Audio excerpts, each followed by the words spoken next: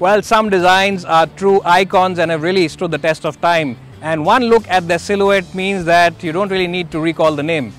The Toyota Innova is one such design which has really stood the test of time here in India.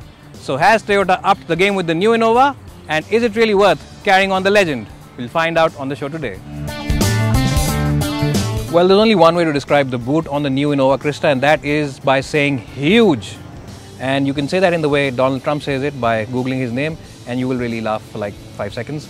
But back to the review, it is a huge boot. The only thing is that the sill is rather tall, which means that you will have to put in your back loading heavy objects. But that said, there's no loading lip, it's pretty flat, so you can just slide in and push those big bags from the airport in, and this car will take them without any problems at all.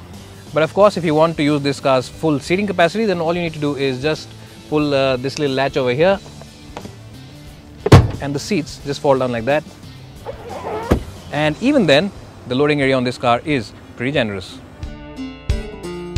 Well, the first thing I told myself as soon as I entered the cabin of the new Innova Crysta was that have I really entered an MPV or have I entered a big luxury executive car? And to be honest, Toyota really has taken the game further away from its rivals by offering you a classy, posh and hugely upmarket cabin. This car does not feel anything like the old Innova, and that's a job well done from the house of Toyota.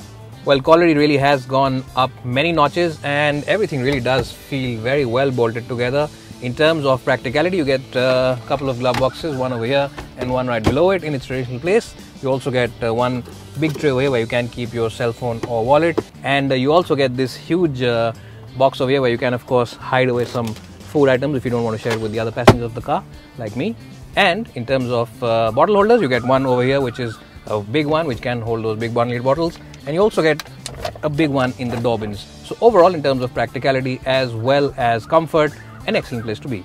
Well, in terms of features, you get this huge 7-inch touchscreen panel over here which works as the infotainment system. You also get 7 airbags in this top of the line version, and you get 3 even in the base versions of this car, so that is excellent again in terms of safety. But you also get traction control, cruise control, as well as an eco mode for the engine, which of course enhances fuel efficiency. Well, seat comfort is excellent, and you get good amounts of bolstering for your lower back as well. You also get a very wide as well as long seat scope, which means that even taller passengers will not get tired in this car. Well, normally when I talk about any car, I don't really use too many superlatives, but in the case of the Innova, I will have to make an exception, and that's because this car is absolutely phenomenal in terms of overall comfort.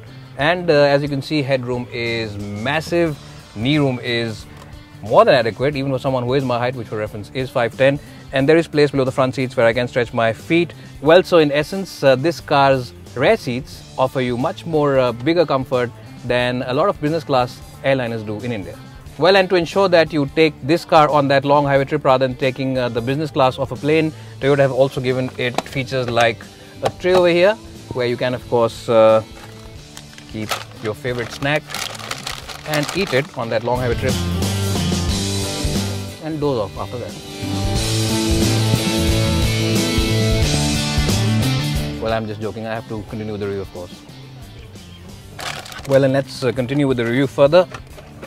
In terms of practicality, it's a good place to be because you get these big bottle holders which can generally house those 1-liter bottles, and you also get your own AC vents just like the outgoing Innova. Well, what also adds to the sense of space inside the cabin are these huge windows, and that along with the fact that you get a very wide opening for the door means that this car is excellent if you have elderly parents at home.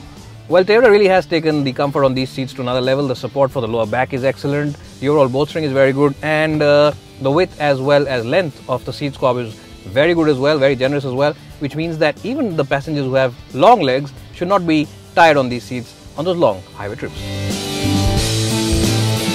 Well, as you can see, headroom in the last row is pretty impressive. Knee room also is surprisingly okay, and I have moved this seat slightly forward so it's not all the way back, but even then I have plenty of space, and it is generally a wide car at the back, which means that you can sit 3 people over here for those trips.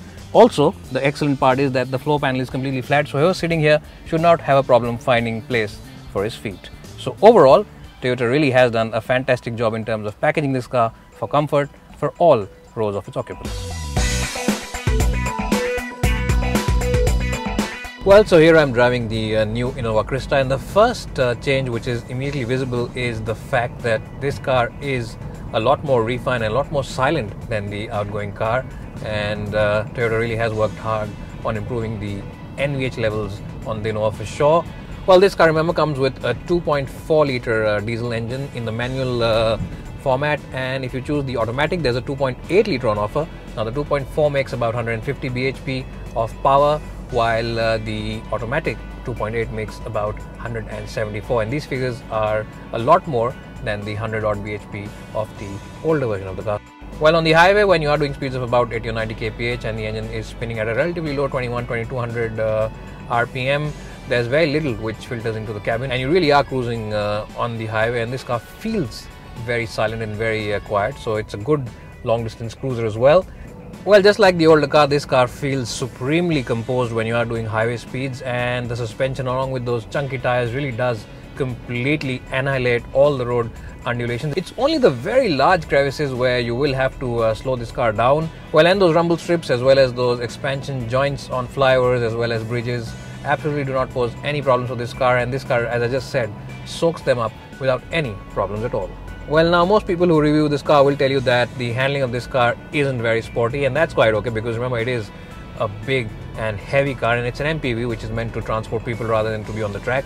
So handling, yes, it is true that when you push it into corners there's a lot of body roll, but that said, the communication from the steering wheel is quite good.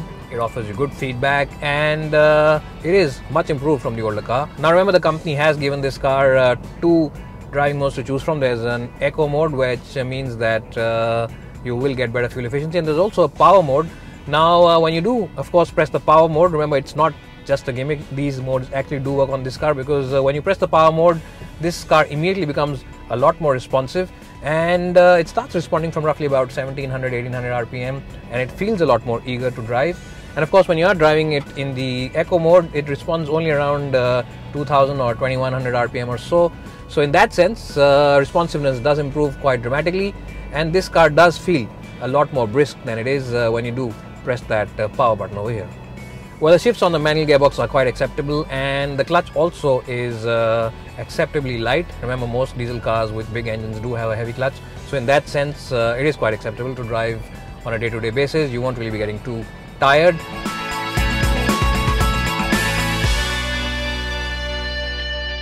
Well, the new Innova might be a lot more expensive than the outgoing car, but that said, with its host of changes on the inside as well as the outside, it is in a league of its own now. So if I had to review this car in just one line or in 9 or 10 words, then that line would be, this is all the luxury MPV that you will truly ever need. And the legend of the Innova is well and truly cemented with the new Innova Crysta.